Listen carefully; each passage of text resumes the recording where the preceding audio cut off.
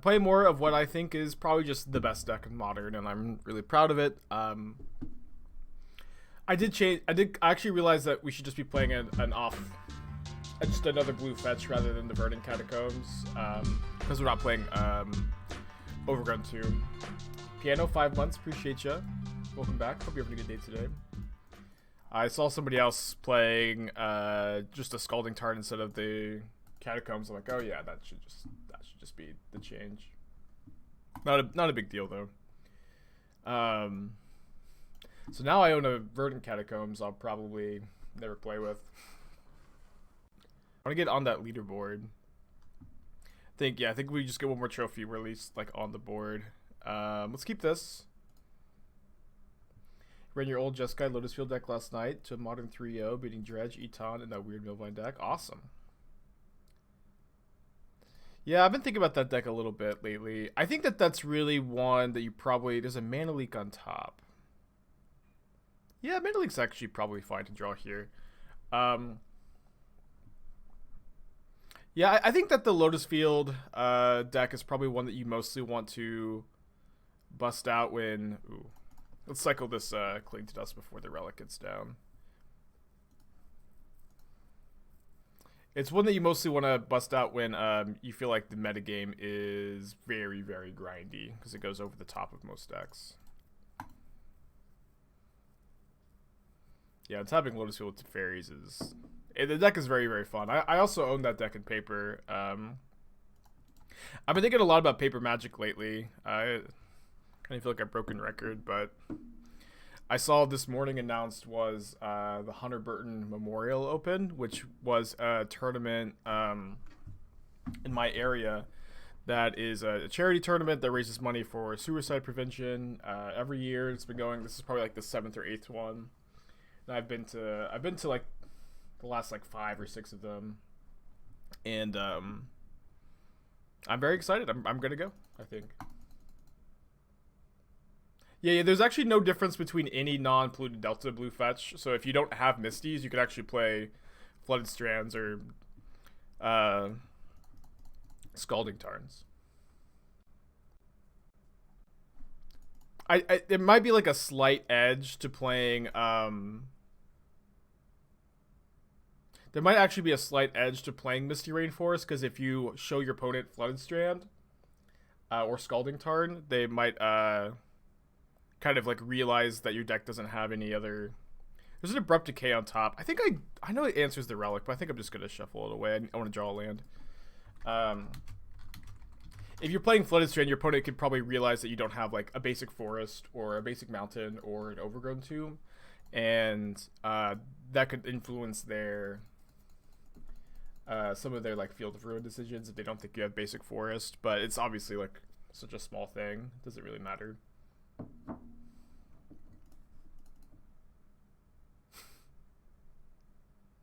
Yeah, they just popped the Relic.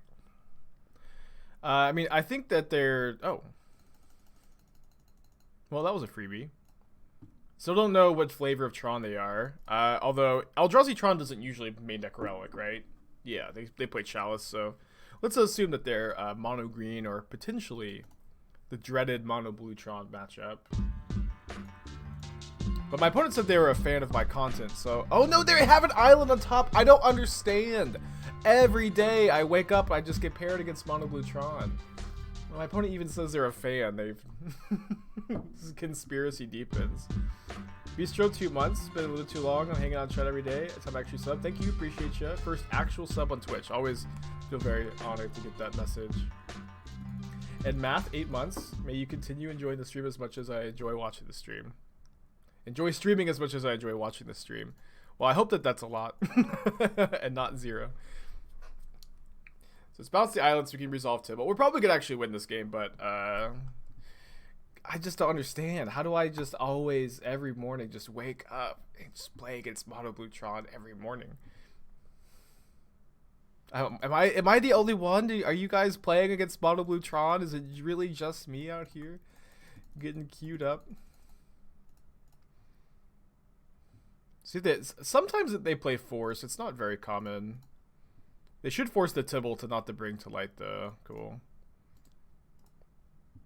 Ooh, good ballista for 0. Is it the same person? No, I think it's different people. I feel like a little conspiracy theorists, like they're queuing into me in the mornings. I'm getting stream sniped by the mono blue Tron players, which I don't think is actually happening, but it's like an unreal amount, I think, lately. Right, don't want to get pithing needled here, of course. Yeah, I mean, just like waiting until my stream starts very consistently, which I, you know, was proud of, but now the mono blue Tron players just know that they can farm me at 9 a.m. Central. They just know, oh, I could get a free win if I queue at 9 a.m. I plotted my last 240 MTGO League matches and played against mono blue Tron exactly one time for what it's worth. Wow. Do you want the link of the Discord Blue Tron Cabal? Is that actually a thing that's happening? It'd be pretty funny if it was. To be honest, I don't think I'd be upset. Confused, maybe. I think I like drowns over leaks. I think leak gets dead pretty quick. Although leak is a lot better against card. Maybe 2 drown, 1 leak is the split. Start counting your win-loss against mono blue Tron. I don't think I can count that high. It's like, at least with this deck, I think I'm actually like 0-4 or 0-5. My win percentage of this deck would be so much higher if I just never played against mono blue Tron. Like, there was a time where, like, when I was still keeping track of this deck's overall win rate, at one point I think I was like 27-4, and one of those losses was mono blue Tron. It was like a glaring stain on the win. Oh, I forgot. Yeah, I should cut this Damnation. Sorry. It's like the Damnation is always over to the right, away from all the fatal pushes that I need to cut. It's not dead in this matchup. It's just not very good. Yeah, the Damnation is like always over to the right, away from all the pushes, and I just keep forgetting to cut it sometimes. Yeah, I do agree that like in sideboarding, I would definitely be leaving in all my counter spells if I had them. Absolutely. It does feel a bit disingenuous though, or unfair to Mana Leak, if I were to count it every single time we sideboarded. There's an Abrupt Decay on top. Do I want to draw a second Abrupt Decay? No, if we need a second Abrupt Decay, we can Snapcaster it. So let's just go main phase Decay here. I love this deck. Did you already thought about Sideboard Guide for Discord? Is this a chance for me to plug?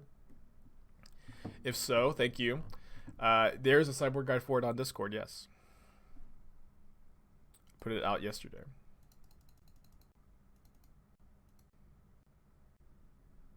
Why do you always play against Blue Tron? I don't know. We are up a game, though. Maybe our streak is going to be over. But I'm the only one, I think. You can pay for a Condescend here. I think we're supposed to counter this. If they reman my Drown, I can go Snap Mana Leak too. Or I could Tail's End. I think the Tail's End is probably more valuable than that. Titan Spike gifting 5 subs for a total of 115. Goodness gracious. Good morning to you, Titan. Are we reserving the mill matchup? Yeah, I thought about... I have been kind of waffling on... well, maybe I should have played Sunken Hollow here. But like, I was thinking they have Field of Ruin that my Sunken Hollow will probably come into play untapped. Yeah, I was thinking that maybe we should be playing a Gaia's Blessing. I'm not sure.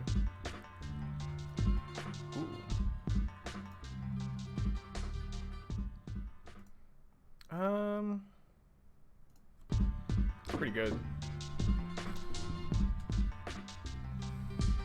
Oh, they hit Tron too. Jeez. Mindslaver. I think I would counterspell this if I had it. But if they... I guess maybe I would have used Drowned, I'm not sure. They also have this Academy Ruins, so this is going to be a nightmare. Maybe I should have actually used the Tail's End, huh?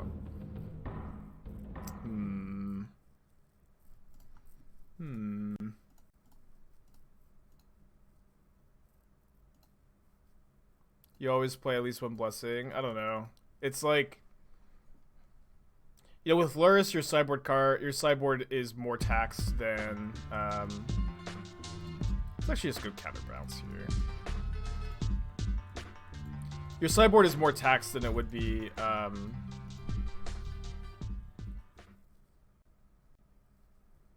Yeah, your sideboard is more taxed than it is as they're gonna upkeep, get back the Slaver. Than it would be otherwise, and it's just like, if I didn't have to play Lurrus, I'd be playing Gaia's Blessing in that slot, but I do, you know, Lurrus is better than Gaia's Blessing. Alright, I don't think we have to add to the counter right now. Although my opponent could, they could obviously counter back, but then we can Tails in the Mindslaver.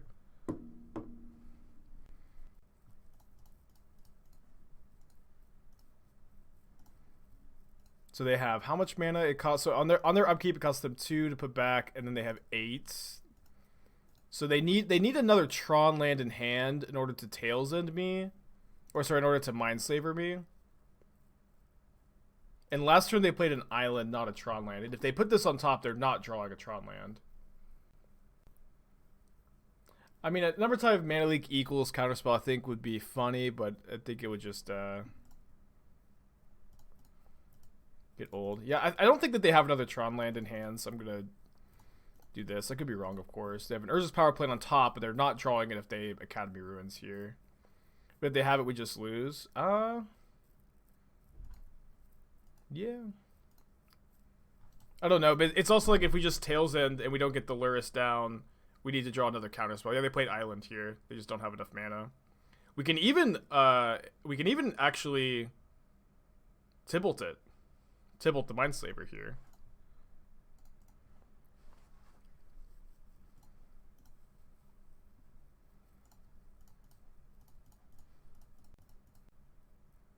That's awesome. Assuming that this resolves, of course. Because they do have some mana up. And we don't have enough mana to Archmage Charm back. Wow. I'm getting your Itachi-inspired Japanese kunai tattoo on your... Awesome. If you want to send a picture of it when it's done. That sounds really cool.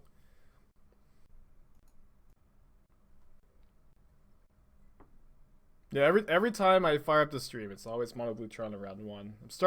I'm legitimately starting to think that some people are trying to queue into me, but it's fine. It's fine. It's actually pretty funny if that's the case. Opponent did say they were a fan.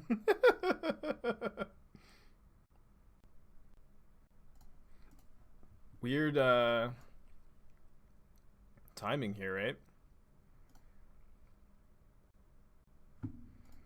So they put the Sundering Titan on top, but they just don't have enough mana to cast it. Oh, they have exactly enough. Alright, I guess number of times. Tails End worse than Mana Leak, huh? That should be the actual counter.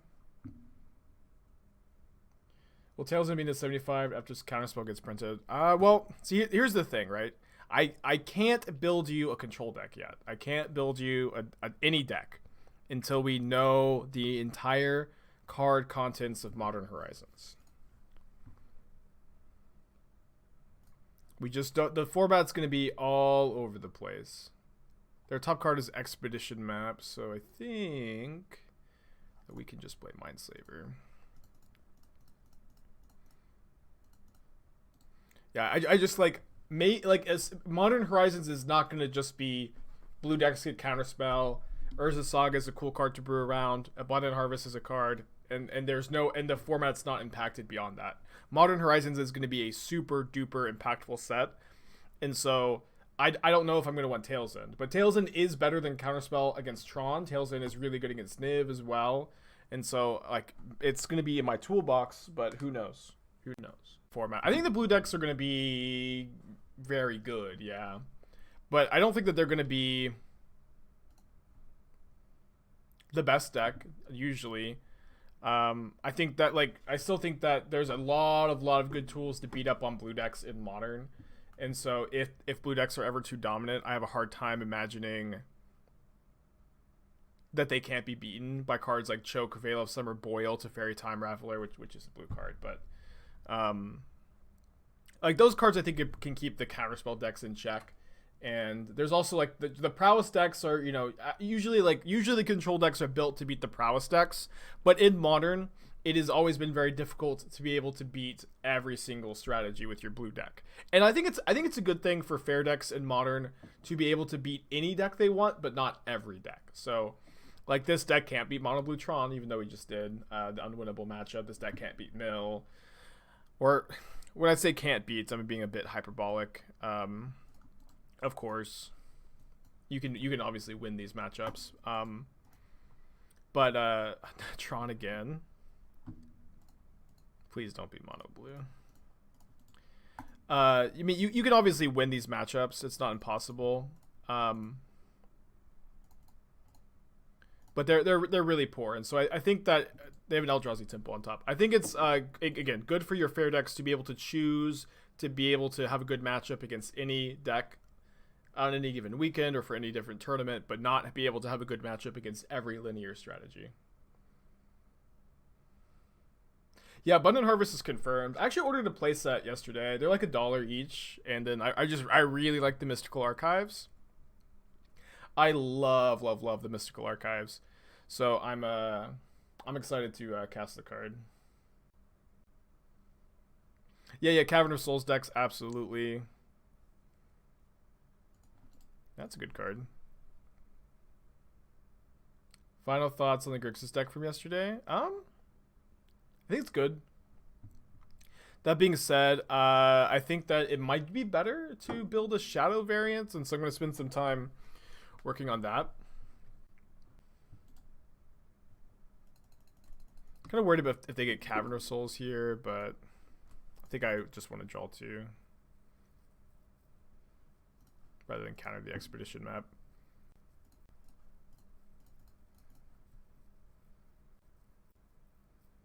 Bring to Light's really nice. 2 Mishra's Baubles. Let's see what the top card of my library is. Opt.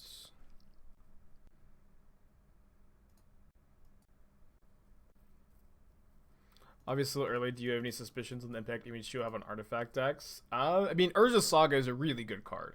Urza's Saga is a really, really good card, and so I do predict that Urza's Saga is going to make or at least be a decent sized buff for artifact decks. How big of a buff? Who knows? Urza's Saga probably is also a good card in Amulet Titan. Urza's Saga is just a very good card, and it's going to see play in a lot of different brews. But I do kind of feel like Wizards would like to buff artifact decks with Modern Horizons 2. I think that would be a good decision just in general. Of course, artifact decks took a huge hit with Opal, but finding an artifact payoff that isn't too powerful with Urza is going to be a bit tricky, I think, especially when they've shown us Urza's Saga, which is going to make more Karnstructs, Karnstructs are already so strong. Oh, they have Tech Edge? Jeez. But are they going to Tech Edge me? You don't understand why Urza's Saga is good? It doesn't seem like it does that much. It's a land that makes a Karnstruct. It can even make a Karnstruct twice. It can also replace itself if it gets Expedition Map, just kind of like at the bare minimum. That's the floor of the card, is just getting an Expedition Map. And then getting another Urza Saga, making 2 more Karnstructs that can just be absolutely huge in the right deck. And you can get you have a huge toolbox of cards you can get with Urza Saga. My opponent didn't Tech Edge me. Do I want to exile their Mazemind Tome? It's pretty bad against Reality Smasher. Oh, they have Warping Whale? Come on, no. Yeah, I can get Amulet. There's like there's kind of like there's a million cards it can get. So a land that generates card advantage is great. You know, a land that makes mana and enters untapped and generates card advantage. By making it can be a 3-for-1 if you tap it twice to make constructs and get a card off of it. It's a 3-for-1 as a land, and none of those effects can be countered either. Yeah, it can also get Colossus Hammer. The card has a lot going for it. It can get explosives, but explosives enters with 0 counters though.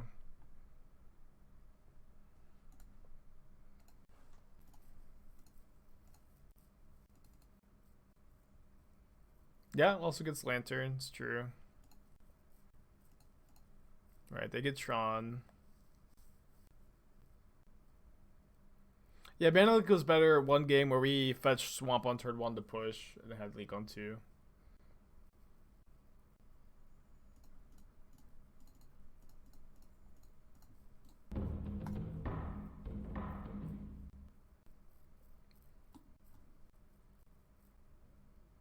In Crucible, we play with the Urza Saga card, yes. Or Renin 6, although having a waste in your Renin 6 deck is a bit dicey.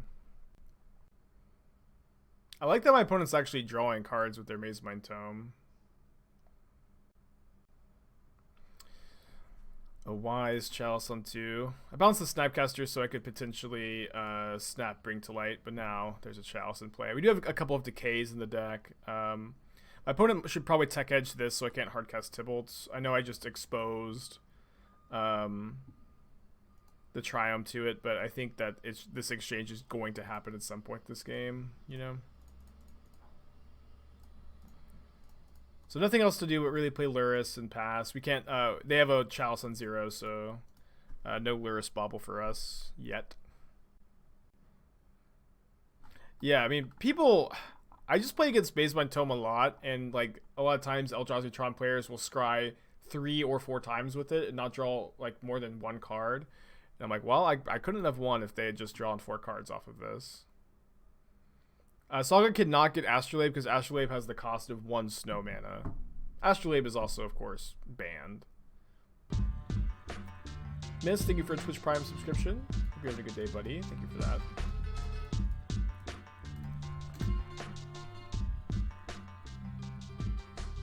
So they're going to make a 6/6 Walking Ballista. Big draw step. There we go! Alright, let's go to game 2.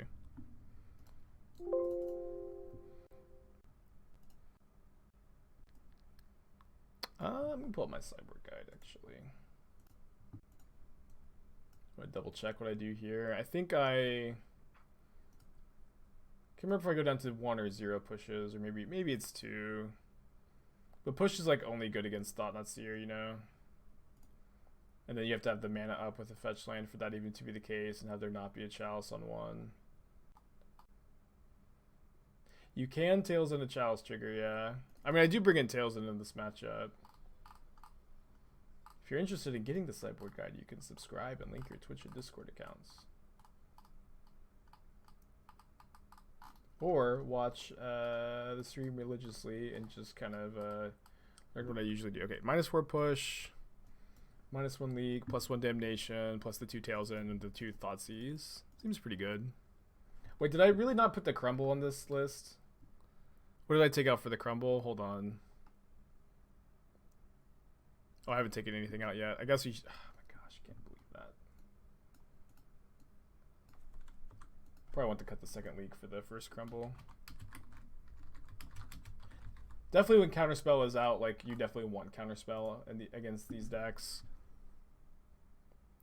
Maybe I want on the play, actually, the second League. What matchups do you bring in Tails in? Tails in is mostly for Tron variants, but it's also good against Blue-White X Control and Niv Mizzet. And some, you know, like, random... It's good against, like, Ad Nauseam, but Ad Nauseam's not really a deck. It's almost a deck. I don't hate this hand. I think I'm going to keep.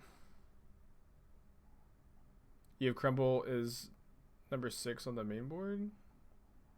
I must have missed it. Why do you play 24 lands in a deck that is almost Xerox? What do you mean by Xerox? What does that term mean?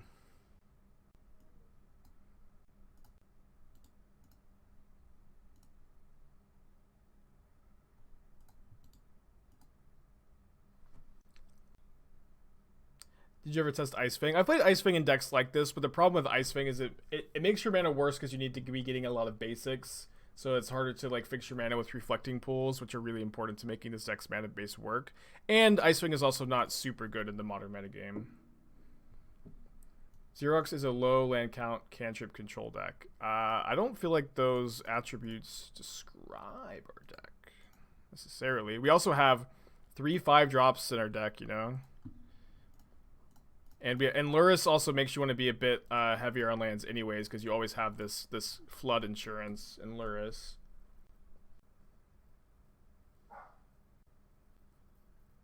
But this is also not a... I don't feel like this Xerox term describes the deck I'm playing either. Tails End on top. Okay, so with Tails End on top, we can Cryptic this turn to maybe go Lurrus with Tails End up next turn. You play the Urza Saga. You don't cast it, so it's uncounterable. Could maybe bounce their Urza's Mine here. I think that's fine.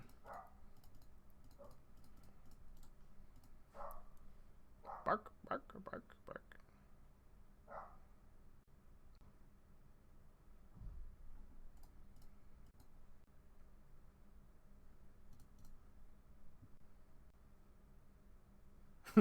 Yeah, born ready to counter the Chalice trigger.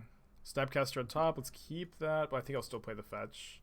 Although, is there any way I would Tails End? There's nothing I could Tails End. I can't Tails End Dismember right now. Which they probably have, right? Yeah, it's fine. Get our free value. Uh-oh. Reality smashed.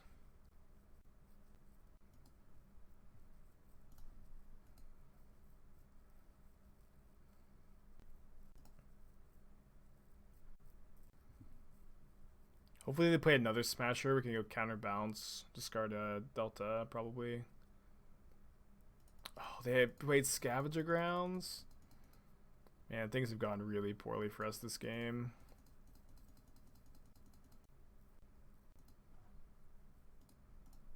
So what I'm going to do here is I'm going to go Tails End, target Cryptic, and then Tails End, the Scavenger Ground activation, and then we can snap Cryptic next turn. Yeah, Tarn's better than Catacomb, as I realized the other day after playing against someone who's playing Tarn instead of Catacomb in this deck.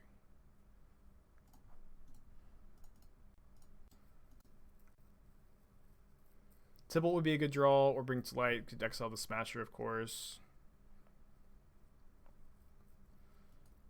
Oh, I should have played the Breeding Pool, sorry. Tapped, of course. Wouldn't you rather target Cling or Opt? No, they have a Chalice of the Void in play.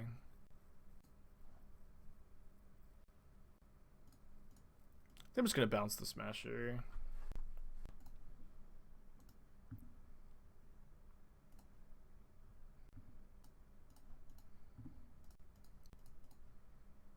Discard the Breeding Pool. Ooh. Spending 1 mana to get land drops can't be that much better than putting more lands in your deck. Well, Abundant Harvest can also get you a spell, so the fact that it smooths out your draws if you're land heavy or spell heavy is a pretty powerful thing. It's, yeah, Abundant Harvest does not just get a land. It can also choose to get a spell, which makes it much, much stronger, right? We have Thought-Knot Seer. That's brutal. Now, if we had tapped and then they Thought-Knot Seer, I guess they would have hit the Snapcaster, but not still. Alright, big draw step. Classic. Is Abundant Harvest legal? It is not legal yet, but it will become modern legal once Horizons 2 is out. I can cycle the Tails End by Cling to Dusting and Tails Ending the Chalice trigger if I want. I'm going to double block the Thoughtseer and go to 1 off the Smasher here. I think. So Harvest is a brand new card that was first found in Mystical Archive. Yeah, it is. Yeah, that is the case. Yes, it is weird. A preprint instead of a reprint. They started tapping all their Tron lands before their temples. Yeah, but I think Abundant Harvest is going to be pretty good. I do anticipate that I'm going to want to just, again, I've been saying this, I just kind of want to cast it. I want to cast it, see how it feels.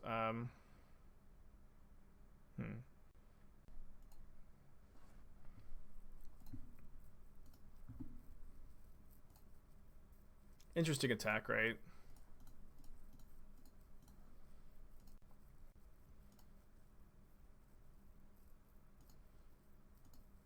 But I think we do that. And then I am gonna Tails End this Chalice trigger. And hopefully we have 5 Tibalts in our deck we can draw into. So we've got like a decent chance maybe at finding one.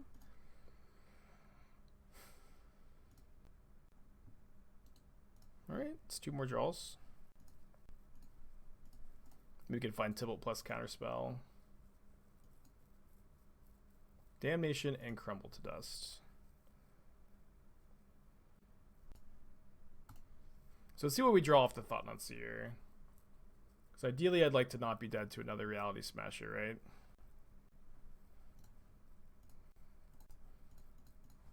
See if they have one in their hand. You get to concede now instead of next turn if they do. We do have a...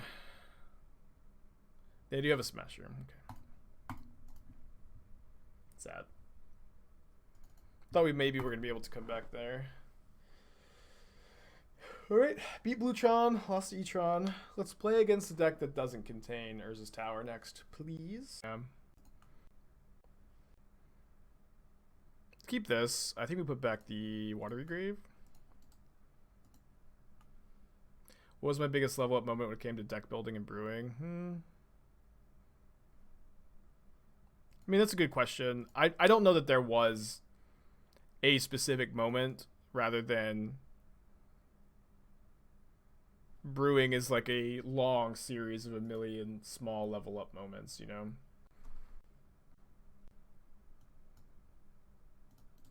I think I want to prioritize the Temur Triome in this matchup since Bring to Light for Damnation seems like it's going to be a relatively common thing.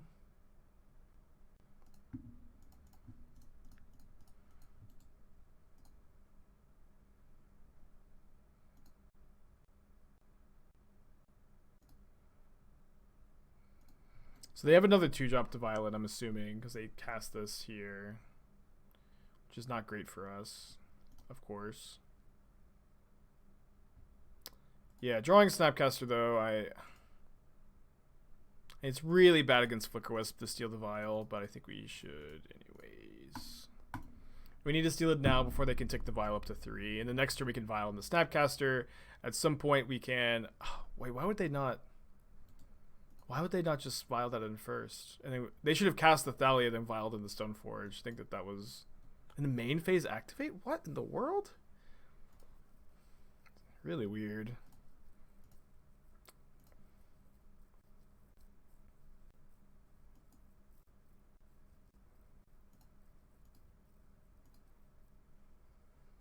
I probably need to kill Thalia. So I guess let's do that. Wait for Snap Charm and kill Thalia. Oh yeah, we can do that. Although they can spin, they could just bounce the Batter Skull. But if they bounce Batter Skull, we can put Lurrus in our hand and snap push the Thalia.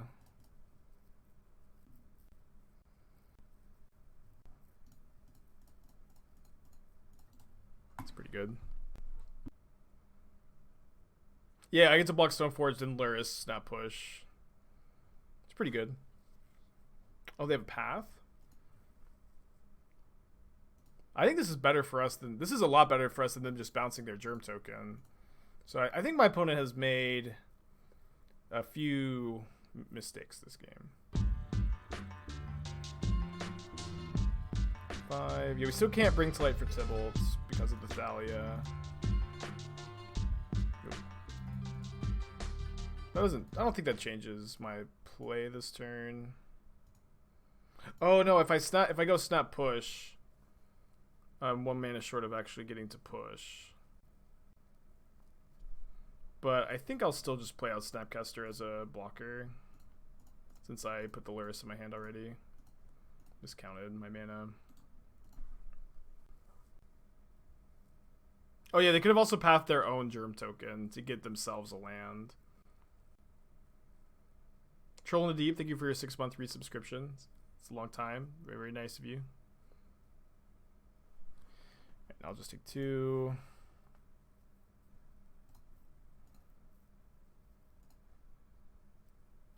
So we can bring to light 4 Tibalt or Damnation. Both seem okay. Both seem okay. We're at 7. They protect. They proc Tibalt with Giver.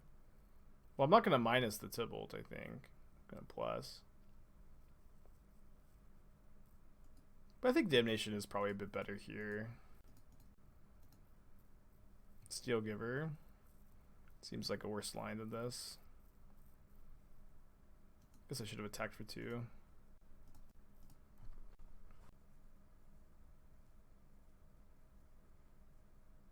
Tibalt exile Batterskull. Next turn cast Skullstone Giver. But then we lose our Tibalt if we do that. Doesn't necessarily seem worth. Wait, they didn't Ghost Quarter me? What in the world is my opponent doing? Might as well take up the Vial. I mean, it obviously doesn't matter, but we don't have anything else to Vial in at 3. And they know that because I have Lurrus as a companion.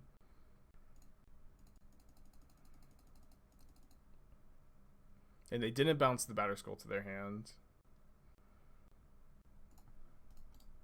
Time Walk. Yeah, do the Emrakul Bluff.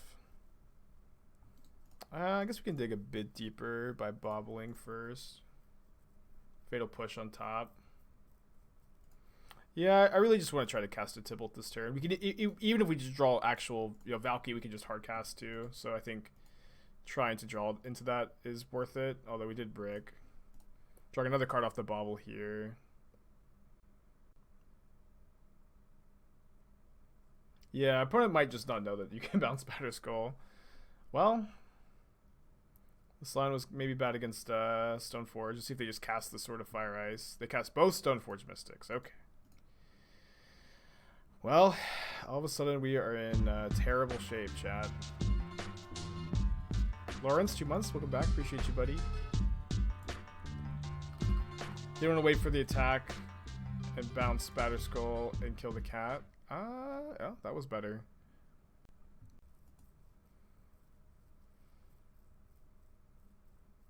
Push. I don't have a push in my hand. I know I bottomed it, but I felt at the time it was fine to bottom. Bottoming push and decay made a bit greedy. Maybe, I don't know. They seem really greedy in retrospect, but that felt like a really good turn to find like one of our 5 or 4 now. Bring to Light, Snapcaster, or Tibalt. We're all put a Tibalt into play there. Okay. We know our opponent has Maul of the Skyclaves. So we go Snapcaster, Bring to Light. It's probably not something we should do here. How much mana do we have? We have 5, 6, 7, 8, 9, 10.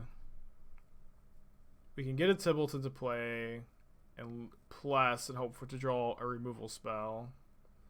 Snap Damnation seems decent. I don't think it does. We know that they have another creature in their hand. You think it's Snap Damnation? We have Cryptic Command in our yard. I would rather Cryptic before this turn. Cryptic, tap, bounce, and then Damnation next turn if I'm going to Damnation. There's like, I feel like there's no way Damnation is the line. This turn. Just attack. Yeah, their hand is Arbiter, Maul of the Skyclaves, Mystery card. I'm not getting a better target than this. This actually lets me Valki next turn, right? If they don't play the Arbiter.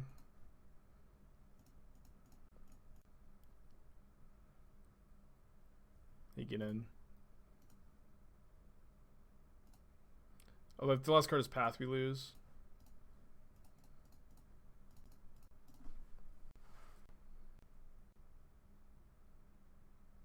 We could have cast Tibalt, exiled the sword, and countered Maul. Well, they have Stoneforge Mystic in play that they can make the Maul uncounterable. So no, that line doesn't beat the onboard Stoneforge Mystic.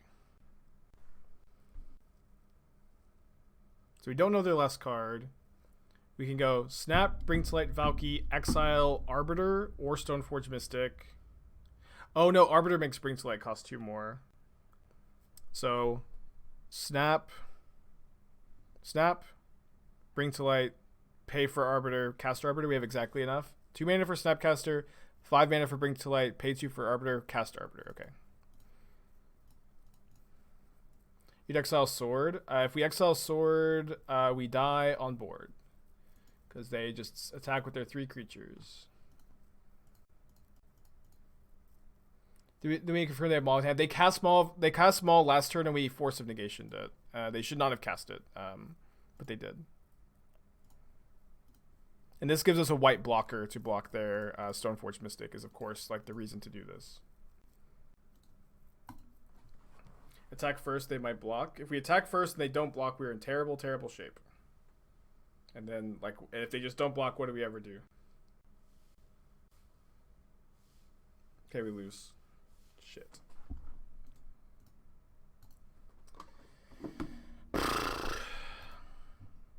Feels bad. But I also feel good because I don't think I saw a single line suggested in chat that didn't result in our death.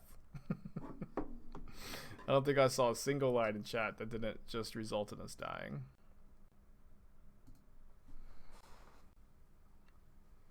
I keep losing to Electro Balance when they have Electro Dominance on my turn 4-5. My turn with Force of Negation, Spellbreak backup. Any tips on the matchup? I mean, there are lots of cards that just hose that deck, right? So you can play some of them. Deafening Silence, Thalia, it's a Fairy Time Raveler. Veil of Summer, you know.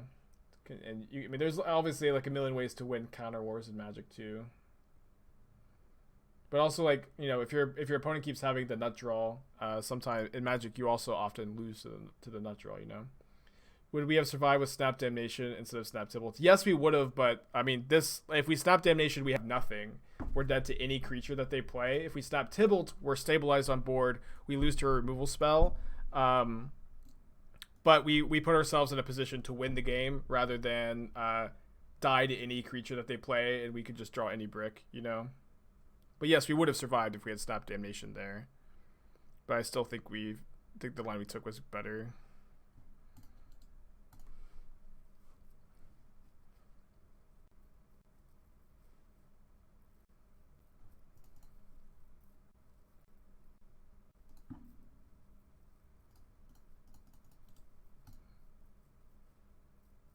Yeah, risk it for the biscuit. Another vial. Well, I do want to steal the first vial, I think, because I have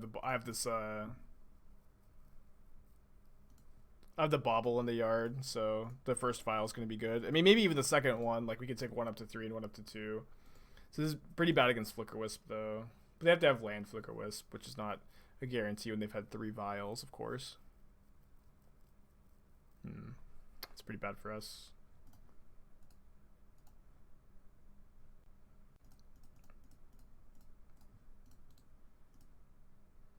Not sure if it's right to steal the second vial, but it feels okay. Just like not have to worry about these the whole game.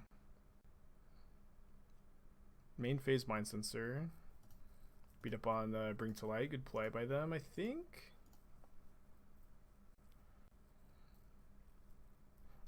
I think just like not being cut off from red mana is more important than being able to cycle that here. We could maybe just lean back on this Damnation, especially because they have no vials. They have to play mostly at sorcery speed.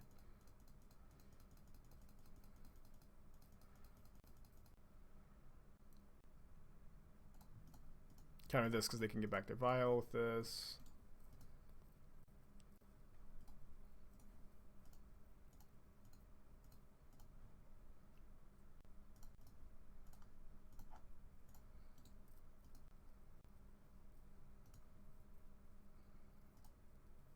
Okay, so probably Damnationing this turn.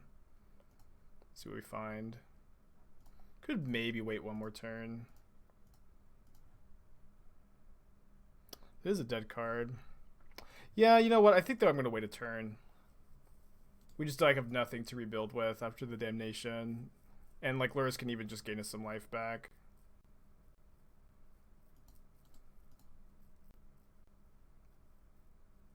Maybe they'll play 2 creatures. Oh no, I think that they have Stoneforge Mystic. And then they realize they played the Arbiter first. And so we're actually like getting punished for their misplay here, if that is the case, which it seems like it's the case. Although, oh, we don't have Cryptic up. Yeah, I think that they had Stoneforge Mystic Arbiter, realized they played the Arbiter before the Mystic, and then accidentally didn't commit into the Damnation. Maybe I'm misreading. I did misread. Okay, never mind. Oh, it was Archon. I see. Thank you.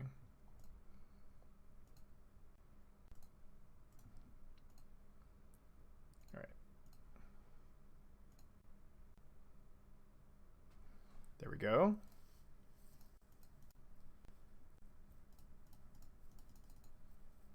All right, there's Thalia in play, though. We can still get Tibalt down. Ah, damn it, the freaking Arbiter. Oh my gosh. Oh my gosh. Well, I deserve that. I even played around it last game. I don't know, I just forgot that this Arbiter has text. Now I get Ghost Quartered.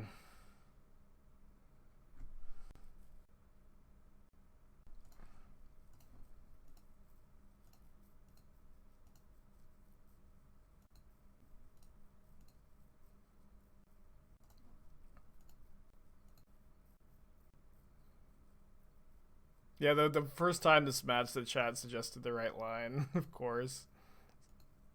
The one time I'm not even looking. It's whatever. If they don't do anything, we can bounce the Rest in Peace and at least cycle the Cling to Dust end of turn. Need to find a Bauble or something. Alright. Should have paid for Arbiter. Oh no, sorry, that's not how that works. Arbiter is such a stupid card. But I have no one to blame but myself.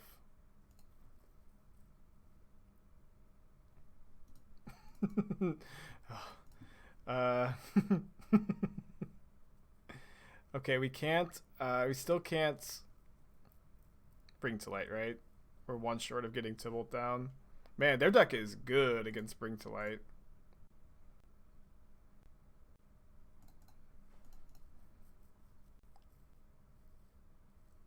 What is my opponent pausing about? They're drawing another Arbiter. We are never getting this Bring to Light to resolve. I mean, yeah, if they have Path, we'll just lose if we don't draw Push. Easy as that, right? They also might be taking on this Ghost Quarter.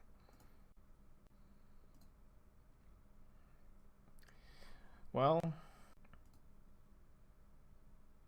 And this is also like the turn that the next turn we could actually we can't even double pay. The next turn we could actually have Bring to Lighted if my opponent didn't have the second Arbiter. Easiest block of my life. That being said, with the Ghost Quarter, I think we're still 1 mana short. 5. 2. Yeah, we can actually bring to light for a Snapcaster or a Valki here. Or we could just draw a Valki, but we don't have the red mana. Can vial this in. 5, 6, pay for Arbiter. Yeah, we can get a creature, so we can get Snapcaster Mage, but doesn't seem worth it. We also just got vialed off of red. I mean, it's hard to complain too much because I've played this match really, really poorly. Wait, we still have 8 mana. We could have cast Tibalt. Ooh. That is a spicy hit.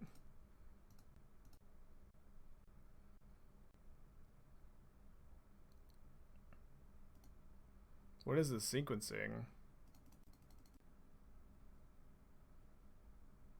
What is this sequencing? What opponent? Okay, we get Tibalt into play if we don't draw the other Valki right now. Famous last words, I guess.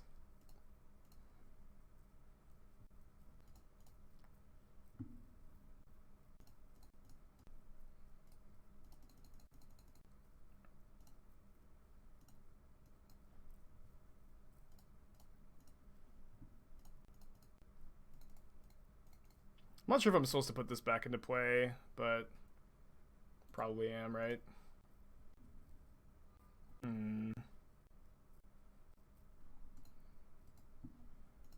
They also didn't replay Thalia. I mean, I guess they would have banded to do both, but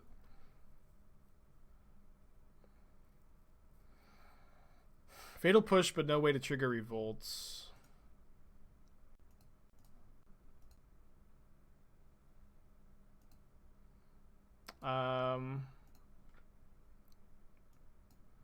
Pay for Arbiter. Bring to light for Decay, I suppose.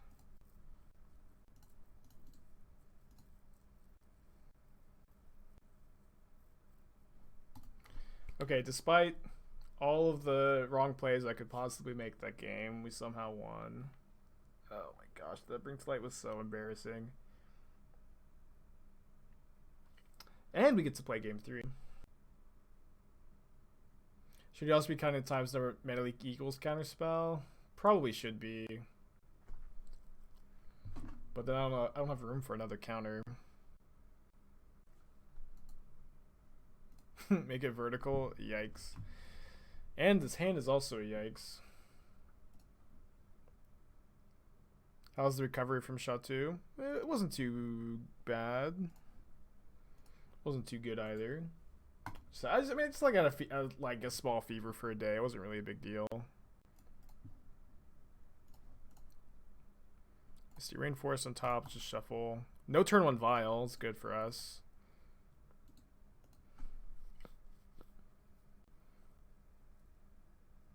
Curse you, lean an Arbiter.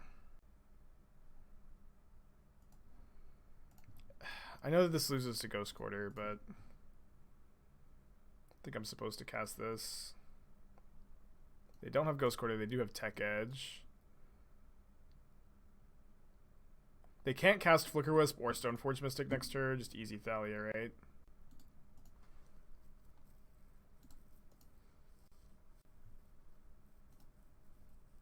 Sadly, we can't block yet.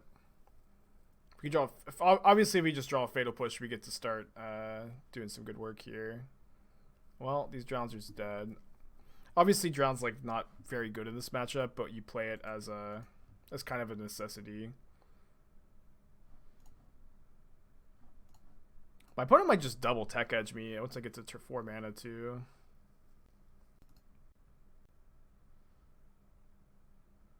Oh wait. Hold on. I get to block here. If my opponent goes pro black, I get to turn Valki into Thalia. Is this good? I mean, we at least get to trade here. It's probably something we should do. But they get their Thalia down. I think this was correct.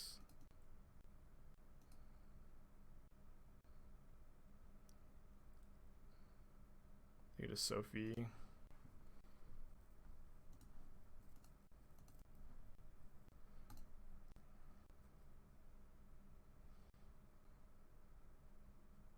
That was a really cool block, though.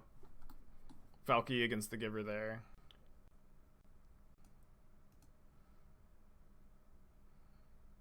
So they're going to cast Thalia. We get to go counter draw or counter bounce a Vial or counter bounce Rest in Peace.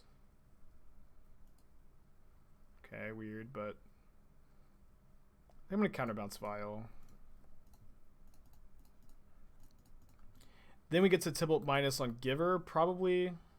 Oh, we know they have Flicker Wisp in their hand. Oh no. I mean, I think we just have to do this and fade. Fade a white source.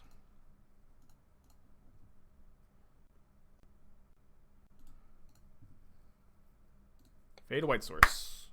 Damn it. Of course. Although we do get to Tibalt their Thalia again. Oh, they don't cast Flicker Wisp.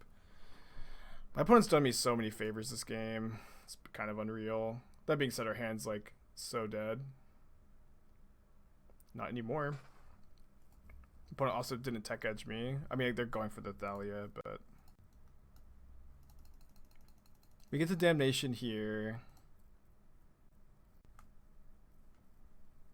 Oh no, we don't get to Damnation. Sorry. Thalia makes the Damnation cost an extra mana. So we just put Lurrus into play. Lurrus can chump block for a turn. It's not very good. Play Giver and try to bait the Wisp. I mean, they just never take the bait. I think that we just put Lurrus into play. Lurrus can block for a turn if they go for the sword line.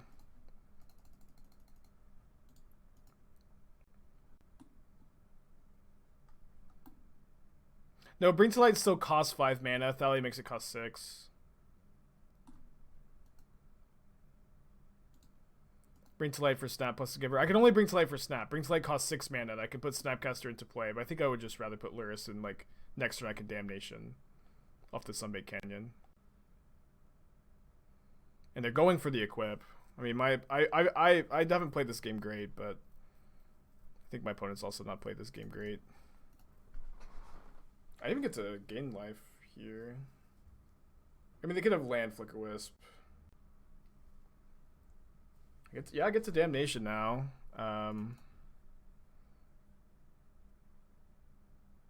We also hit our own Flicker Wisp. Does that do anything? Not really. Not yet, at least. Bring to Light for 5. Weird game.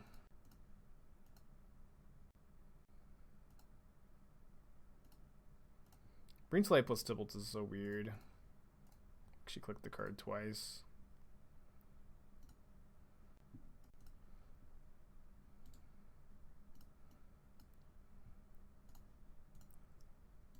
Drawing another Thalia. This matchup seems kind of tough. The matchup seems pretty, yeah. The Death and Taxes, I mean, nobody has good Death and Taxes matchup. Alright, so we are, I guess we can maybe bounce Tibalt with Cryptic Command at some point. They have another Rest in Peace. That's pretty bad. So what can we do with this Flicker Wisp? Let's attack for 2. If they block, we get to turn it into Thalia, of course. I really think I need to decay this Rest in Peace, right?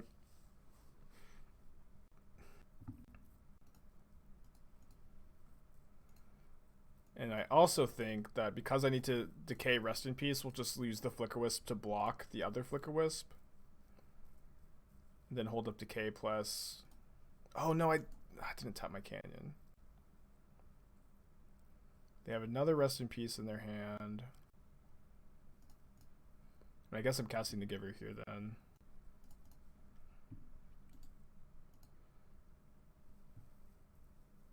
Is the sword not worth decaying? Well, the thing is, it's like if we don't decay the Rest in Peace, we just have 3 dead Drowned Locks in our hands, and we can also just like block the Flicker Wisp, but they don't have another creature. We can counter the next rest in peace and decay the other one. I mean, maybe we should just abandon the.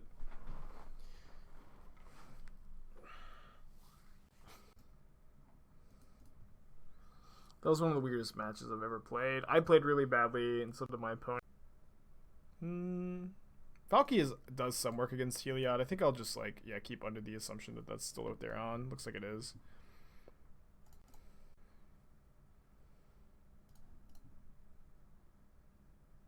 Delta on top. So I think I'm getting Breeding Pool here, and then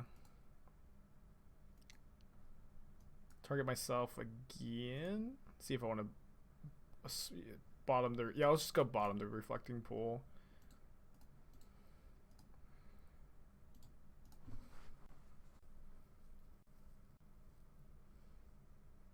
No turn 1 mana dork is also a bit weird, right? For Heliod.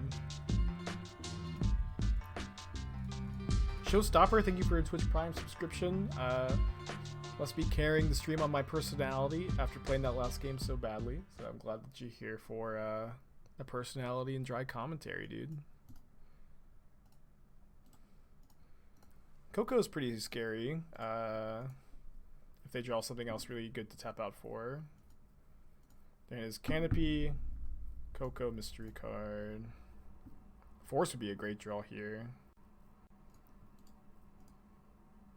If my opponent attacks with my Ariak champions, they're doing so to force the block. But maybe I would just take the block, turn Valki into Ranger Captain, let them resolve Coco. Is that crazy? I mean, this doesn't seem so bad, right? Oh, whoops. Okay, I guess we're taking it. Guess we're playing around the Cocos. I need to change it into Ranger Captain first.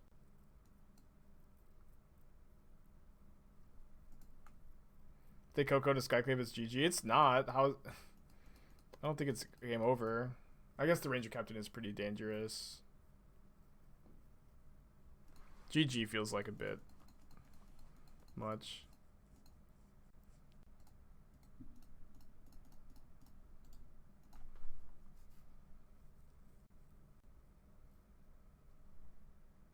Draw another Coco. Of course. Last time my opponent cast Coco against me, they bricked.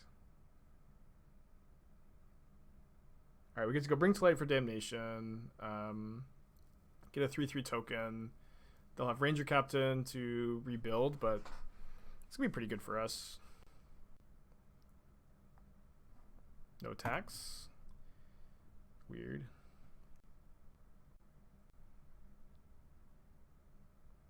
Blue, blue, black, red, green. Oh, sorry, 2/2 token. Right. Well, how does that work? I guess we get a 2/2, but it exiled a 3 CMC creature. But yeah, you're right. It's just a 2/2. Kind of weird.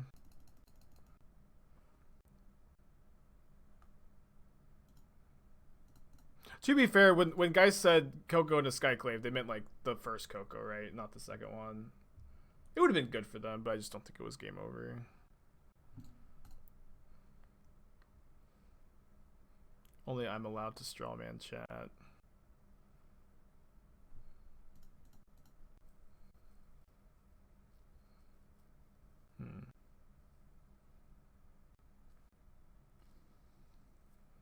Anyway, we use 6 mana worth of spells here. I guess we can go Snap, Opt, and Charm if we wanted to.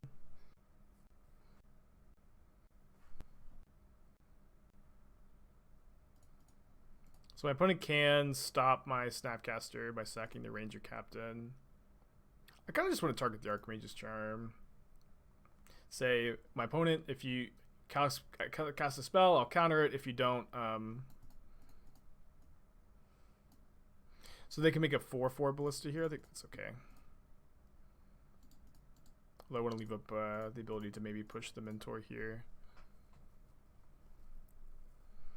Okay, we can hardcast that next turn if we want. Just a 3/3. We do have to be a little worried about Heliod though, right?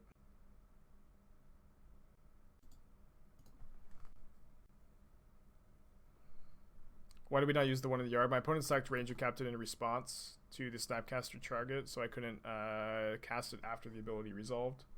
And I wanted to make sure I didn't just not use my mana.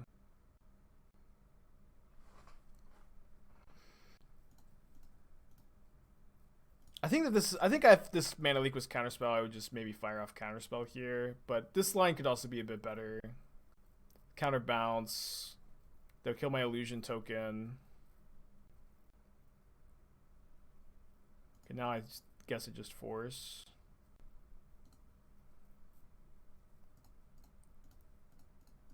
Honestly, this ended up working out pretty good for me. I don't think I'm going to add to the counter.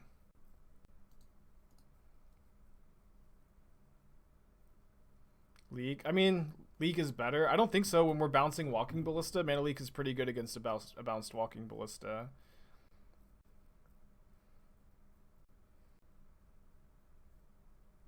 So they draw Helia. They go Helia, 2/2 Ballista, and they still don't have enough mana to activate. So I guess we'll still cast this.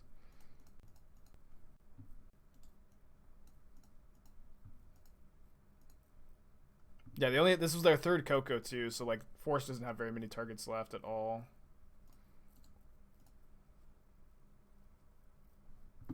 That being said, we are gonna, I think, let them resolve the Ballista, but that should be fine. It's gonna be a 4/4. Tibalt is just gonna still be alive. They drew a card. Okay. How lucky would it be if the card was Coco? Be so lucky here. Are they getting double ping so they can attack with Arbor Elf? They probably should, yeah. I mean, if we just totally brick, I mean, even if we totally brick, we can at least Lurrus, Snapcaster, push. Do we have enough mana for that? 3. We'll have enough mana if we hit a land. Oh, sorry, we don't have push in our yard. I just kind of assumed. At this point in the game, we would have drawn 1 Fatal Push. Okay, I've already used my Damnation. Just start off. I know I'm gonna do this.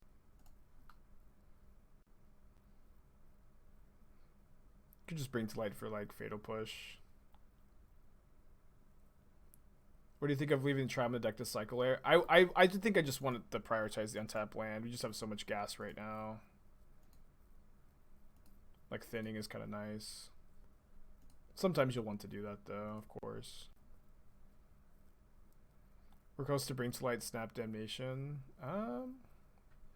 Yeah, we were close. Yeah, I want to use push though, so I can go Lurrus Snap Push next turn if I want to.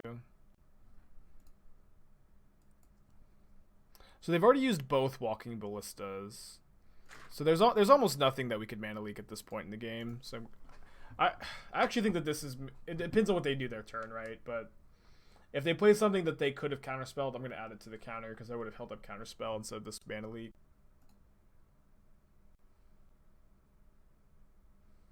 But they're out of cards. Game over.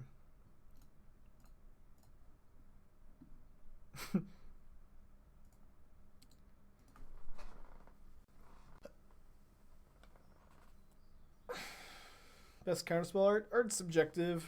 I really like them. I ordered the Mystical Archive ones. Personally, the English ones. I like those, but I also like the Arena promo, like the Merfolk Bubble one. I think I have a playset of those lying around somewhere.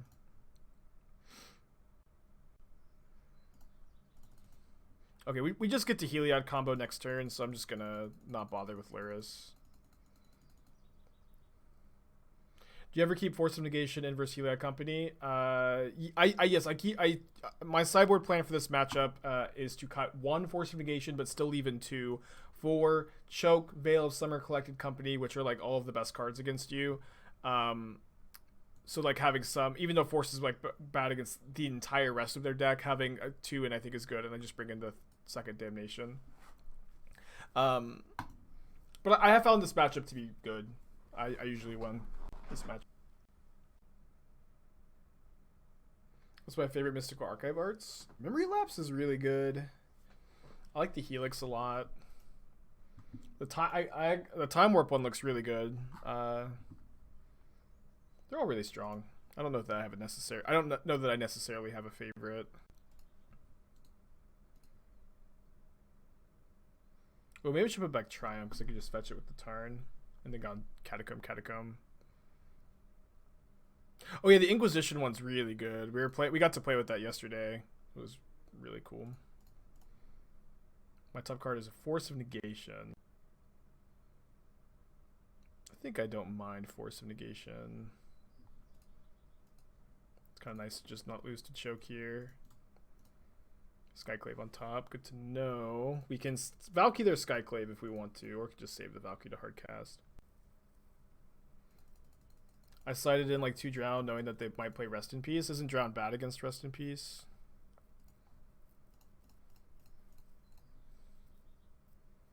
Do I think even more free spells are on the way to Mage 2? If I said yes or if I said no, it would just be a guess. I have not seen the set. They do have a Veil of Summer and a Coco. But hopefully this just like incentivizes them. They can't cast their Spike Feeder, so they probably just main phase the Coco. We get to force. Just a huge swing in our favor.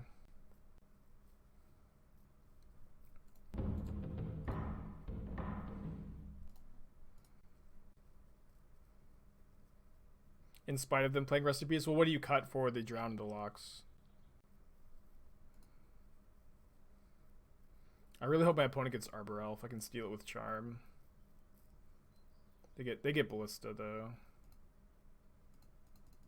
We know that they have Veil of Summer in hand, so countering that seemed dubious at best. We draw a land though. I'll probably main phase bounce their forest with Cryptic. We didn't draw a land. One more look. Miss. Bricadelphia.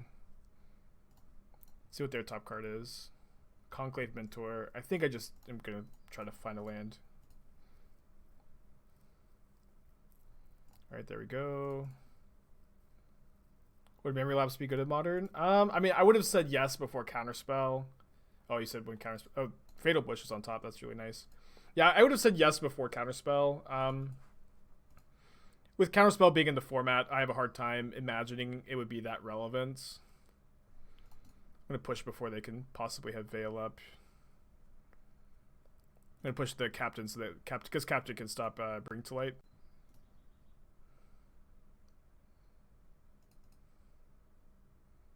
But yeah, I think Memory Lapse would have been solid. That's a pretty strong card.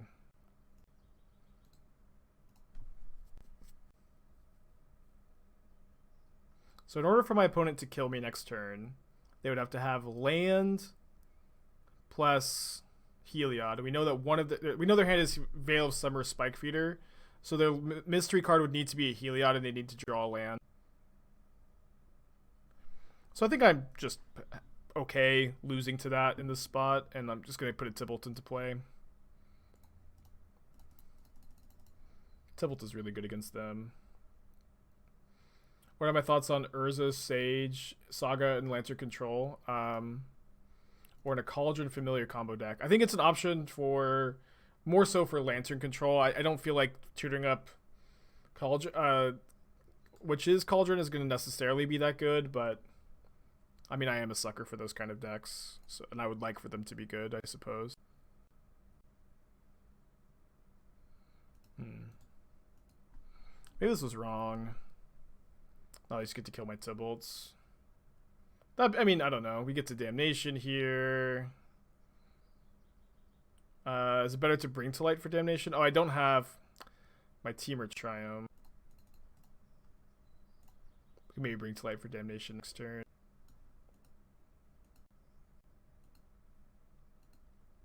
Hoping for Thran Dynamo. An interesting option. Oh, there's a card... I was thinking about the other day. I was kind of thinking about Urza's Incubator. It's a 3-mana artifact, and you choose a creature type, and it makes creatures of the chosen type cost 2 mana less to cast. I wonder if that card would be fine for Modern. It feels like it's about the appropriate power level, you know? Cac W. Carnage Tyrant. Not really too scared.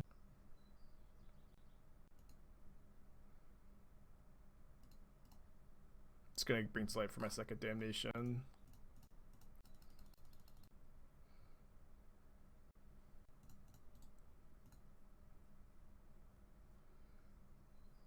What didgeridoo? I mean, I would.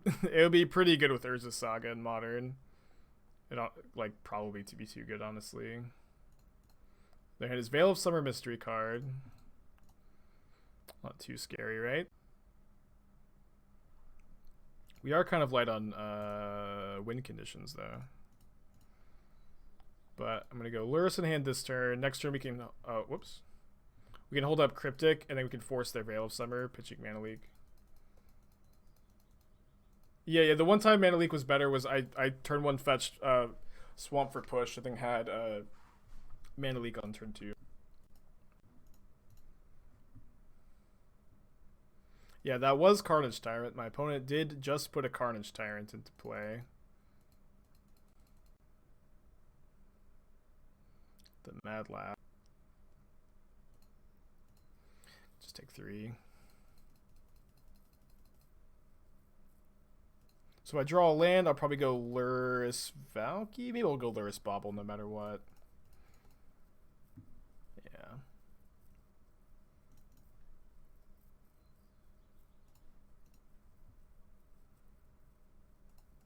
They have a Heliod on top. So I think we're about to get into a fight.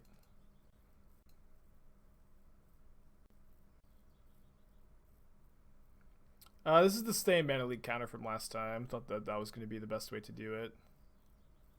In fact, I actually think this turn I'm going to go Logic Knot, pitch Cryptic Command to Force, and have Mana Leak so they can't get me with casting 2 spells this turn. Kind of unless they pay 1, 2, 3, 4, 5. Then they'll Veil of Summer, and then I'll Force Pitch Mana Leak, or sorry, Force Pitch Cryptic, and have Mana Leak up. Alright, the counter state.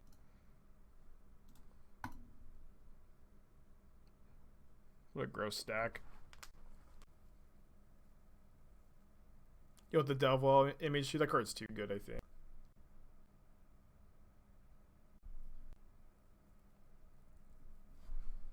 Attacking would be really bad, so they don't attack.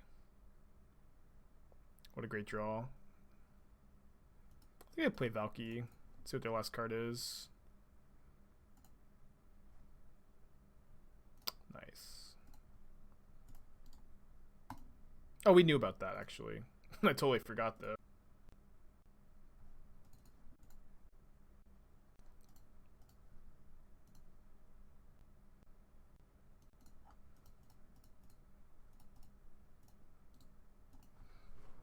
You cannot play Tibalt off Lurrus, no. You have to cast the Valki side. We can attack with Snapcaster, though. And they can't really block. Because we could just replay the Snap. That means that we are dead to Heliod here, because we can no longer beat Infinite Life. Oh no, we can beat Infinite Life by bouncing Valki with Cryptic Command. There's a Fatal Push on top. I think I'll keep Fatal Push. They've already cast 2 Veil of Summers. So I think I don't fire it off immediately. We can beat Infinite Life still by bouncing Valki with Cryptic Command, and then casting the Tibalt side, and then assembling the Heliod Ballistic combo, which is in my opponent's graveyard, through a Tibalt Ultimate. Which is a bit convoluted, of course. Would a blue Wall of Omens be around the power level of Uro or Oko? Much stronger than either of those pathetic cards. Yeah, I think there's like Thought Scour plus the Whale would be so strong. I would also play it for like a month, so I wouldn't, despair perhaps if it were printed. See what they're drawing. Ariok Champion, kind of a annoying card, I guess, but it's actually pretty good with the. Okay, we drew a counterspell, but it's pretty good. Like the Gavany Township actually kind of makes it a formidable force. So I think we should counter. Sadly, we had to exile that Cryptic, but at least we got to make a good play when we did.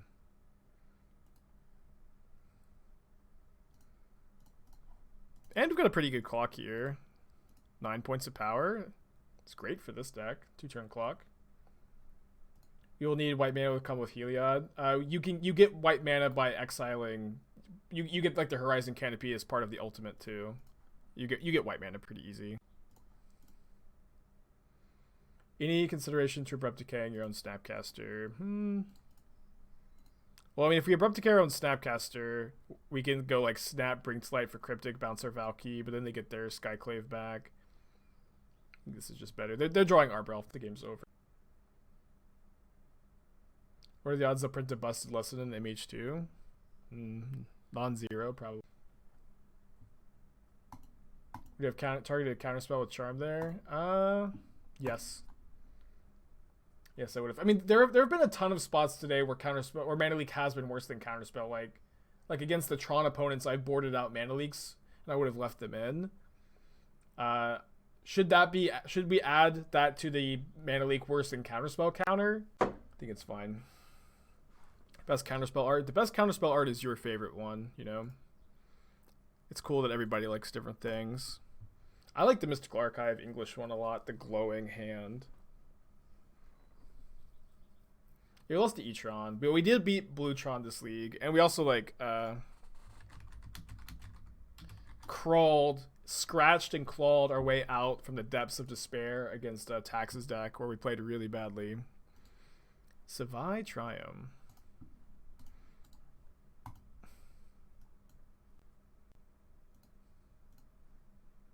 Yeah, I like the Ice Age one. The Merfolk Bubbles one is really good. I own those. That's the art I played.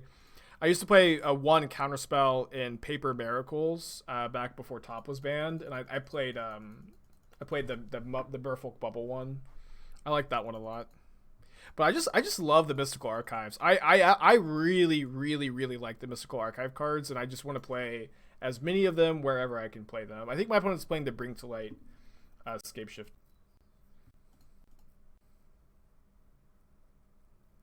The Invocation counterspell? I know I've seen it. I really don't like the Invocations though.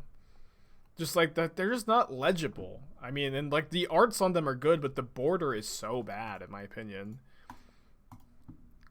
The foiling's also, I don't know. I really don't like the Mystical Archive cards, or sorry, the Invocations. And it's okay if you do like them. I have a friend who actually loves them. Shout out to Jaren if you're lurking in the chat, but Jaren loves the Invocations. No fourth land? The deck is so land heavy though. No fourth land, no play. You'll love to see it. Why don't I like Yu-Gi-Oh? Well, I've already told my tragic Yu-Gi-Oh backstory, where my childhood friend Carson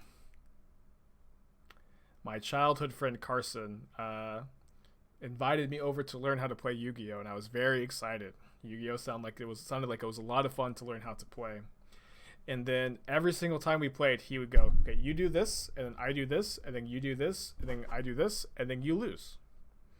And that happened like every single time we played. And he never actually taught me how to play Yu-Gi-Oh. He never taught me how to play. He just told me what to do, didn't explain anything, wouldn't answer my questions, and I just kept losing. And so now I hate Yu-Gi-Oh. Do I play around another copy of Remand here? My opponent's missing land drops, but Remand is pretty good against the Tibalt. I think I'll play around it. I was so excited to learn. I remember I was at camp and some kid had given me like some commons from Yu-Gi-Oh that I thought were really cool. And he also gave me like, I think he gave me a Blue Eyes White Dragon because he was my friend and I was so excited, but I didn't know how to use it. So Carson and offered to teach me how to play. Yeah, I think that kid gave me a Blue Eyes White Dragon, or maybe it was the black one, the Red Eyes Black Dragon. I don't remember exactly, but that kid was a real one.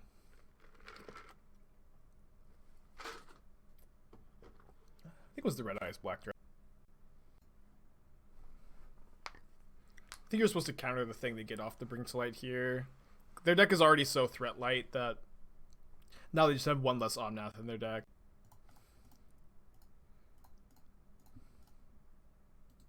Counterbalance was kind of hot.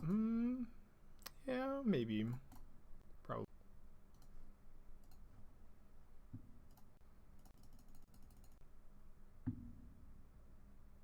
There's no way. I mean, we were just like little kids. We were like, you know, maybe like 8, 9. So if that card was expensive, I don't know how either of us would have known that he was giving me an expensive Yu-Gi-Oh card, right? And we were like best friends at camp, so.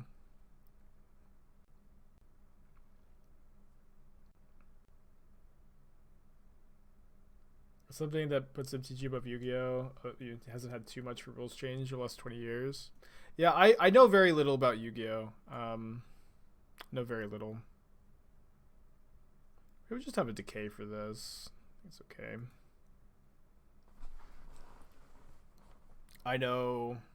I've seen the first episode of the show, and whenever I watch Canister stream, there's a good chance I get little bits and pieces out of context from other parts of. We're selling that thing for like $80. I recently, so I had a bunch of old Pokemon cards. I had a bunch of old Pokemon cards that I found. We got their Escape Shift, awesome, from when I was a kid, and there was some cool stuff in there. I mean, I'm not too very knowledgeable on it, but there was like an early edition Zapdos. There was like, I mean, most of the stuff I had was like the edition after the first edition, and it was all in really bad condition. Like there were only a couple of cards that were like maybe even like lightly played, and most of them were like heavily played to damaged. But like there's some like $60 cards in there. There's some like $50 cards, but like in like near mint, and they're like in much worse condition than that. I'd say probably in total it was like I added most of them up, and it was like maybe like $400. But my friend Jaren, who we already talked about. Oh, I should have mana leaked what they got. Whatever. We were just talking about him. His daughter was getting into Pokemon cards, so I gave her all my old collection. She's like 4, I think, maybe 5.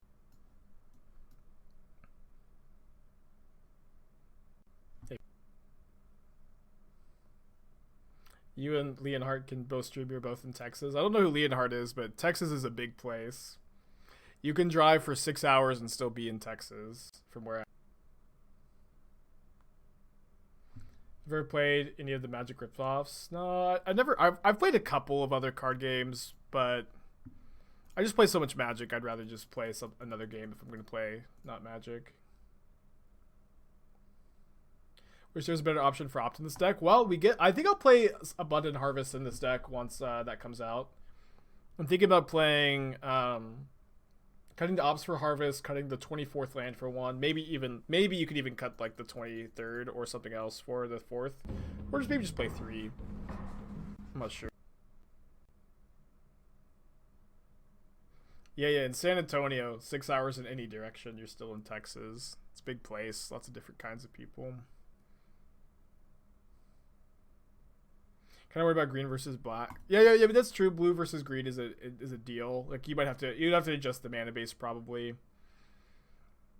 I mean, I really just mostly want to cast the card and see how I like it. It's been on my to-do list for a while. I guess I don't want to cut. I mean, actually, Push is a lot worse against them now that they've been. Push is a lot worse against them now that they've been cutting the Reclaimers. I might just sideboard something like this. Have you ever played Dominion? Dominion's that you draft the deck as you go, right? And then you're playing and drafting, and there's like artifacts, and then there's like green Lifecraft. Is that the name of it? I've played a game like that a few times. Sometimes I bring in Thoughtseize in this matchup, sometimes I don't. Maybe Thoughtseize are better than the Ops. They are pretty threat light. That's Ascension. Okay, I guess I haven't played Dominion then. Do you know you're nominated for the streaming for the MTG Content Creator Awards? Yeah, I made my bio. Yeah. I can't remember exactly what I said, but they did DM me, said, hey, you're nominated. What would you like your bio to be? I guess I could... Can you paste it in chat? Because I can't remember what I said exactly. Armageddon and Image 2. Well, Arkan, I actually don't even feel like that's that out there. Like, Celestial Cure and Ugin's Conjuring is like almost the same thing. Where, obviously, it's like a 2-card combo, but it leaves you with a 3/3 flyer in play, which is pretty good with Armageddon. And you can tutor up your Kieran with Captain. I don't know. I mean, Armageddon's probably better, but I don't actually think Armageddon would necessarily be too good. I'd be kind of interested. I've been kind of scared to say it, though. Alright. Mohan Everett Aspiring Spike is a washed-up paper grinder that has started streaming a little less than 2 years ago. He focused primarily on brewing, innovating, creating competitive decks in modern format. Yeah, that's what I said. And it's true, yeah. That should be my actual bio somewhere. As long as there's still a slim chance, a sliver of hope, that I can get a Horizons 2 preview card, I need to keep this as I'm MTGO user and Image 2 preview card, try to get her Aspiring Spike. And maybe if I don't get a preview card for MH2, I'll change that to MH3 preview card, try to get her and just get ahead of the curve. Our force for this deck a must. I don't know. Like, you can play this deck without forces, and it's gonna still be like a powerful deck. But if you're playing a blue deck in Modern and you don't have Force of Negation, it is a step down. That card is like really hard to replace, and the card's very powerful, and is like a linchpin key card for a lot of hard matchups. But if you want to play this at, like, especially at the FNM level, and just don't want to buy forces, I encourage you to do so. It would be wild if you didn't get a preview card. Yeah, I agree. I also don't think it's... I genuinely, no cap, I really don't think I'm going to get one. Surely they would have said something to me, right? At this point. It's like, spoilers come out next week. I've checked my emails, and maybe I should check my spam folder or something, but surely they would have reached out to me if I was going to get a preview card. You don't play Arena, no preview? I've played Arena a couple of times.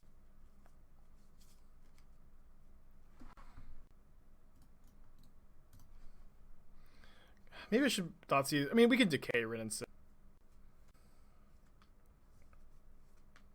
What could you have possibly done to WotC? I could just have no connections and be a nobody, really. Like, I mean, maybe if, like, paper tournaments were going on and I was, like, going to things and meeting people. I'm really scared of Veil of Summer, but it's not getting any better for us. Like, if I was going to paper tournaments and meeting people, I think that there's a good chance I would have, like, I don't know, got my name out there a bit more. It's so good for us. But that's, I guess, just not something I've done, huh? Let's take this Dispute. We have Decay for Teferi. They also can't necessarily cast Teferi next turn. But, I mean, it also does make sense to some extent. I, like, fully acknowledge that it doesn't make a lot of sense for Wizards to give someone like me a preview card because I don't stream on Arena, and Wizards does not need to advertise to people that play Magic Online because we're all addicted and none of us, like, we already know, like, we're all, I think, like, almost everybody that plays Magic Online is, like, super tuned in with what's happening in Magic. They're going to see all the preview cards anyways. Someone who streams Arena streams to a more casual audience on average, and advertising to them makes a lot more sense. So as far as that side of things go, I get it. Does make me... I mean, not giving Croaky's, like, Croaky's also obviously deserves a spoiler. Croaky's not getting a spoiler is just, like, silly anytime. We just counter this.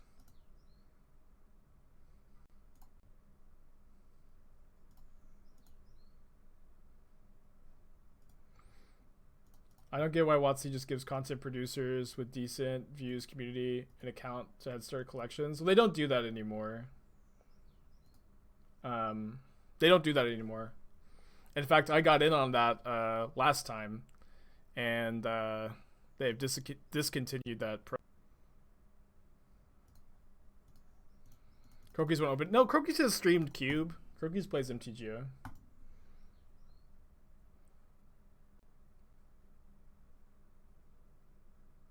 I don't know if Crokies has ever played Modern. But Crokies, I know Crokies has streamed Cube for a bit. Is Veil necessary in this deck because you're already strong in fair matchups? Yeah, that's the idea. Also, like, with Lurrus as a companion, your sideboard is taxed a little bit, but like I feel pretty favored in all of these matchups, or at least like reasonably favored. And because of that, I don't really feel like I want to be playing Veil.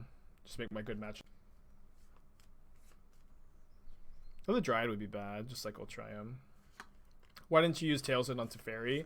I want it to be, so if I use Tails End there, it's pretty bad if my opponent has a counterspell, which they've shown us that they have boarded in counterspells. They have some in their 75. If they use a counterspell at that spot, then I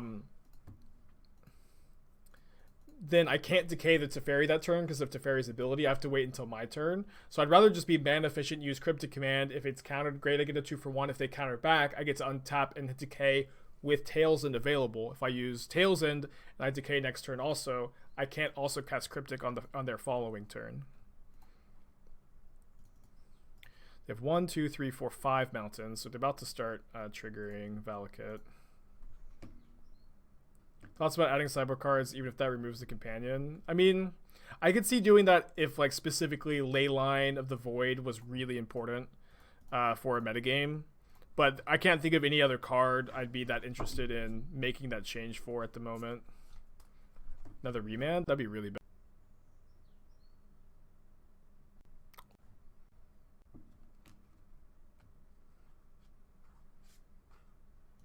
Yeah, but, I mean, of course... oh, I should have got another Black Source. There we go. So I think we put Lurrus in our hand here. Hope that my opponent can't double spell. Because they have the Valakut going, I think I'm going to need to push my advantage a bit. Pool only has 4 mountains. 1, 2... Oh, I counted the breeding pool. Oh. Huh. I don't know how I missed that. I don't know why I counted. Do I like Brainstone? I love...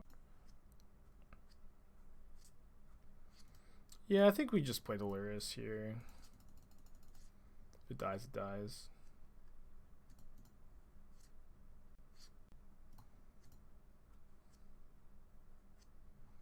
Okay, they have a growth spiral on top. Not a huge difference between being at 12 and 15. If I draw a Archmage's Charm or a counter spell or Force of Negation, I could double spell this turn.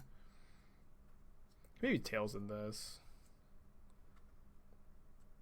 Yeah. Brainstorm getting back Brainstorm with Lurrus and playing a counterbalanced Lurrus shell sounds really fun and something that I'll probably do. Okay, so they can bolt Lurrus here. But I think I'll Tails End the trigger. Oh, Tails End the fetch. Oh, bonehead move.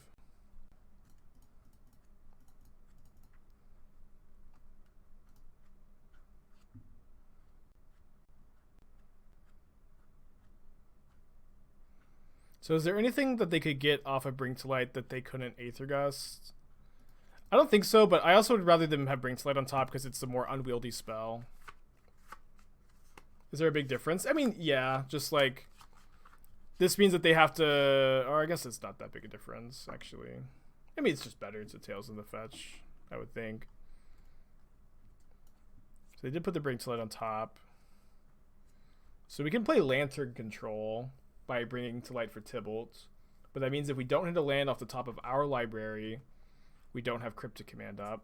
We know that the last card is Growth Spiral 2, so that they could, in response to bring to light for get their bring to light. So I think we'll just do this. Brainstone seems so mana intensive. Yeah, I'm not sure. I'm not saying that it's definitely good, but it seems really fun and I want to try it. Okay, so now we have double counter up here. You exile their Bring to Light. Well, they have, their last card is Spiral, so they can just draw it, and it also means we're called to another Bring to Light or anything. It's just better.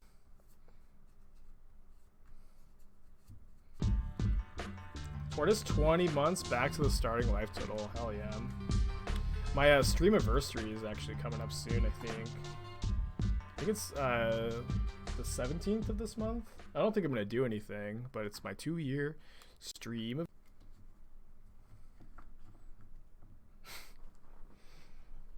The worst thing to come from the hot tub streams on Twitch is every channel ever gets jokes about doing a hot tub stream. No matter how far away from the content it is the worst part of hot tub streams is every channel ever has people joking about the streamer doing a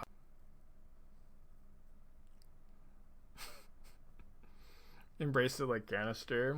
Well, if I embrace it like Canister, I'm copying Canister and being unoriginal, right? So I'd have to think of my own joke to do. And actually buying a hot tub and installing it in my small apartment is not an option, unfortunately.